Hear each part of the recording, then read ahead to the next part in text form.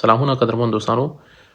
د ملک صاحب مجاهد شینواري دغه ویډیو کلیپ تر پایه پورې وګورئ. ستاسې د هرې پوښتنې ځواب پکې پروت دی. بسم الله الرحمن الرحیم. محترم و معزز افغان مهاجرینو، سلامونه، احترامات او نیکی هیلې مې ومنئ. الله تعالی دې وکړي چې تر دې د مروغ جوړ او د صحت په جامه پټ اوسئ. ملک مجاهد خان شینواری ما د خیبر پختونخوا ضلع کوهاټ نه. څرنګه چې تاسو ته معلومه ده چې د پاکستان حکومت د ICC کارتونو درلودونکو لپاره حکم کړی دی چې د پاکستان څخه وځي، او تاسو ته دا هم معلومه ده چې په کراچۍ، سند، پنجاب ایالت کې افغان مهاجرین نیول کیږي او انتظارګاو ته وړل کیږي، او پس د هغې نه بیا تورخم ته نږدې انتظارګاه ته وړل کیږي، 2-3 شپې هلته کیږي، او بیا د هغې نه بعد د تورخم د پولې نه اړول کیږي. الحمدلله په کوهاټ سیمه کې زمونږ د اوسه پورې حالات ډیر نورمال دي او ډیر د عزت سره زندگی تیرو. مونږ پرون د DC صاحب کوهاټ، DPO صاحب کوهاټ، AC صاحب کوهاټ او SPC کوهاټ سره میټینګ وو. هغوی مونږ ته وویل چې افغان مهاجرین زمونږ ورونه دي، زمونږ پښتانه ورونه دي. مونږ نه غواړو چې افغان مهاجرین د مونږ نه په عذاب شي، مونږ یې وځورو او په تکلیف یې کړو، ځکه چې مونږ سره ډیر کلونه دلته ډیره ښه زندګي تیره کړې ده. نو په دې خاطر باندې مونږ غواړو چې افغان مهاجرین په خپله په رضاکارانه ډول باندې ICC کارت لرونکي د پاکستان څخه لاړ شي. نو مونږ د هغوی سره یو څه خبرې کړي دي چې هغه د تاسو سره شریکومه. مونږ د افغان مهاجرینو د قومي مشرانو په حیث باندې د پاکستان د حکومت او خصوصا د کوهاټ د اعلی حکامونه چې دلته مونږ سره ډیر ښایسته وضعیت کړی دی، د اوسه پورې شکریا ادا کوو، ځکه چې اوسه پورې نه په کوم کور باندې چاپه وهلې، نه کوم کسان نیولي دي، او نه انتظارګاه ته وړي دي، نه زنانه په تکلیف کړي او نه نارینه په تکلیف کړي. دا ډیره لویه خبره ده، لویه پښتو ده او لوی عزت دی چې مونږ ته د کوهاټ د سیمې پولیس اعلی حکامو راکړی دی. مونږ دوی ته دغه خبره کوله چې افغان مهاجرین دلته کاروبارونه کوي. ICC کارتونو لرونکي خلک چې کوم دي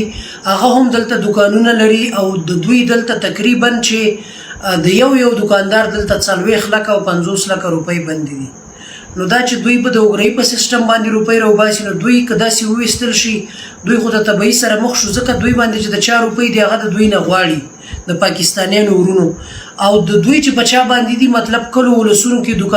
دکانداران دي، هغوی ته نه رختونه وړي دي یا نور شیونه ته نه وړي دي، توکي ته نه وړي دي، چې هغه دوی د وګړي په سیستم باندې مطلب د میاشتې 1 لک روپۍ یا 50,000 روپۍ راوباسي، هغه د دې نه هم کمې راوباسي. نو دوی به څه کوي؟ د دې دپاره بیا موږ ته دلته DC صاحب، DPO صاحب، نور اعلی حکامو دا خبره وکړه چې تاسو د هغه ICC کارت لرونکو چې هغوی دلته پیسې بندي دي، د هغوی موږ ته یو لیست تیار کړئ. موږ به د هغوی سره انشاءالله داسې یو همکاري کوو چې هغوی ته به څه وخت ورکوو چې د دوی پیسې راوویستل شي. د دې نه علاوه هغه افغان مهاجرین رونه چې ICC کارت لرونکي دي، چې هغوی دلته خپلې ځمکې اخیستې دي، کورونه یې اخیستې دي، هغوی چې اوس دستي کورونه خرڅوي په تاوان باندې خرڅېږي. نو د هغوی دپاره موږ ورته وایو چې که موږ ته څه وخت راکول شي چې هغوی کورونه په ارزانه بیه لاړ نه شي او دوی د ډېر تاوان سره مخ نه شي. د دوی کور ودان د هغې باره کې موږ سره یو څه خبرې وکړي چې مطلب موږ به هغوی دپاره یو څه اندازه وخت ورکړو. خو هغه کورنۍ چې نه کاروبار دلته لري، نه دلته کوم چا سره قرضه ده، نه د چا ورباندې قرضه ده، او نه کورونه اخیستي دي، په کیمپونو کې اوسېږي یا په اربن ایریا کې اوسېږي، نو د هغوی دپاره هیڅ قسم سره وخت نشته دی. مونږ تاسو ته سوال کوو من حیث د قومي مشرانو ورونو چې مه د ځان بېعزتي کوئ، مه د خپلو مشرانو بېعزتي کوئ. هغه کورنۍ چې مکمل ICC کارت لرونکي دي، په کورنۍ کې نه د پلار POR کارت شته، نه د مور POR کارت شته، مهربانۍ د مخې هغوی کوشش وکړئ او د پاکستان د خاورې نه زر تر زره خپل هیواد ته لاړ شئ. تاسو تشویش مه کوئ. افغان حکومت هلته الحمدلله تاسو ته پروګرام نیولی دی، هلته تاسو دپاره یو منظم پروګرام شته دی تاسو د پاره کیمپ جوړیږي هلته تاسو سره به کومک کیږي نو تاسو خپل وطن ته دا خو زموږ خپل وطن دی افغانستان څنګه چې موږ دلته په ښه طریقه باندې وخت تېر کوو اوس خو موږ خپل د پلار او نیکه ټاټوبي ته ځو نو د پلار او نیکه ټاټوبي ته په تلو کې تاسو هیڅ تشویش مه کوئ الحمدلله هلته زموږ به ډېر ښه درنښت سره موږ ته خوش آمدید ویل کیږي او د امارت اسلامي حکومت چې کوم د دې ځینې افغان مهاجرین ځي هغوی دپاره هلته پروګرام نیولی څومره چې د هغوی په وس کې زموږ چې هلته کوم تجاران رونه دي په هغوی باندې زموږ دا غږ دی او غږ ورباندې کوو چې برای خدا د دې خلکو سره کومک وکړي دوی چې دې ځینې درځي ډېر په داسې حالات کې درځي چې کاروبار یې دلته خرابېږي او هلته کاروبار زمینه ورته مساعده نه ده نو الحمدلله هلته چې کوم زه تجاران رونه ګورم هغوی د مخکې نه پروګرامونه نیولي دي پروګرام ورته جوړوي او د دوی سره نغدي کومک هم کوي د دوی د رهایش دپاره هم پروګرام شته انشاءالله او د دې نه علاوه موږ خپل هم افغانان دلته چې راغلي وو نو موږ په ځمکو باندې همداسې په ډاګونو باندې اړولي وو نن الحمدلله کورونه لرو کاروبارونه لرو نو افغانانو تاسو یو غیور قوم یې چې چا دلته کاروبار نشته د چا دلته کورونه نشته د چا دلته قرضه نشته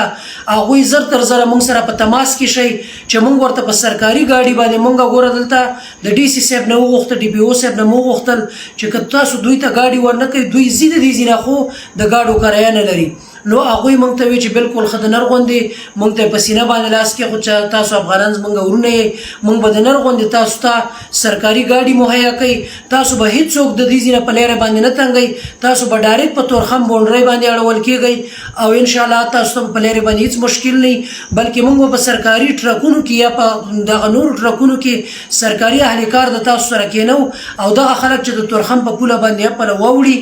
هغوی به په لیرې باندې نه تنګول کېږي نو ورونو تاسو ته مو خواست دی چې زه بیا هم خپل نمبر شیر کوم ما تنګوئ ما په ټلیفونونو باندې زیاتره وخت موږ په یو نیم مجلس کې ناست یو په دغه نمبر باندې زما واټساپ دی ما سره په واټساپ باندې رابطه وساتئ زه ستاسو خادم یم 40 ساعته زه ستاسو په خدمت کې یم انشاءالله چې څومره زمانه کېږي زیاتره وخت په دې ویډیوګانې موږ وکړو موږ ته په افغانان رونه کنځلې وکړي هغې طرف نه خیر دی ورونو تاسو ته چې ځان ښه ښکاري موږ ته کنځلې کوئ که څه کوئ خو موږ مجبورن یو موږ مجبور یو چې موږ دغه ویډیو وکړو او افغان مهاجرین دلته پیسې بندې دي موږ چې دلته کوم خواهش کوو د افغان پاکستان حکومت نه چې دا فعلال مو وباسي هغه وجه دا ده چې زما ډېر افغانان ورونه دلته کاروبار کړی د خپلو بچو خپل بچي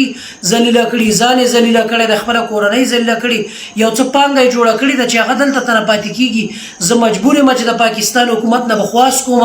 من حیث د یو قومي مشر چې زما دغه افغان ورور ته څه وخت ورکړه چې زما دغه افغان ورور د خپله قرضه راوباسي نو که زه دغه خبره کوم نو تاسو ته مو دا خواست دی زما افغانانو ورونو چې موږ ته کنځلې مه کوئ موږ مجبور یو موږ دغه افغان مهاجرینو مشري کوو دلته موږ به د دوی دپاره خامخا یو څه ناڅه منډه ترړه کوو ځکه چې موږ د دوی خادمان یو او زه په ځان د دې حدیث مرتکب ګڼم چې حضور صلی الله علیه وسلم فرمایلی دي الا کلکم راع و کلکم مسئول عن رعیته تاسو نه هر یو شپونکی دی د خپلې رمې به تاسو نه پوښتنه کېږي نو دغه افغان مهاجرین زموږ رمه ده او موږ شپونکي یو موږ به د دوی دپاره هر قسم چې سهولت مهیا کېږي موږ به د هغې دپاره حتی الوسه کوشش کوو ورونو خواست مو دا دی چې زر تر زره هغه ورونه چې دلته بیا م وایم چې کاروبار لري دلته په خلکو پیسې دي دوکانونه دي هغه هم د موږ سره په رابطه کې شئ موږ ته میسج پرېږدئ موږ به انشاءالله ستاسو سره قانوني چې کومه مرسته زموږ د لاسه کېږي هغه کوو او کوم ورونه چې کاروبار نه لري هغو ته مو دا خواست دی چې زر تر زره موږ سره رابطه کې شئ او ځان د دې نه مخکې چې د کوهاټ اعلی حکام په دې باندې تنګ شي چې ریاست طرف نه دوی ته حکم شوی دی چې دوی وباسي او موږ سره دوی پښتونولي کوي موږ سره عزت په طور باندې مخ کېږي دوی مجبور شي او بیا زموږ ښځې په هول سنټر او انتظارګاهانو کې پرتې وي 2 او 3 ورځې وروسته هغې نه بعد بیا دوی خپل هیواد ته اړول کېږي نو دوی ته دوی مو مجبوروئ کوشش وکړئ خپل پلارني ټاټوبي ته لاړ شئ او داسې بار بار افغانان د دې ځینې لاړ دي بیا چې هلته مشکل پیدا شوی بیا پاکستان ته راغلي او د پاکستان حکومت موږ ته بیا هم ځای راکړی انشاءالله بیا به یې راکوي بیا به یې راکوي دا زموږ اسلامي رور ملک هیواد دی او موږ ګاونډی دی موږ ته به بیا هم وخت راکوي بیا به یې راکوي نو تاسو نه مو خواست دا دی چې برای خدا تاسو لاړ شئ خپل هیواد ته دلته نور افغان مهاجرینو ته هم تکلیف مه پیدا کوئ او ځان ته مه پیدا کوئ چې راشي او ستاسو په کورونو باندې چاپی وغورځئ او تاسو د دې ځینه اوچت کړي نو د کوهاټ د اعلی حکامو د پولیسو حکامو موږ شکریا ادا کوو. موږ سره ډېرې ښېګڼې دي، مخکې موږ سره کړي، اوس یې سره کوي او موږ ته یې پرون په سینه داسې لاس ایښی چې دا زموږ پښتانه ورونه دي، زموږ افغانان ورونه دي. موږ مخکې هم نه دي تنګ کړي، اوس هم نه تنګوو، خو برای خدا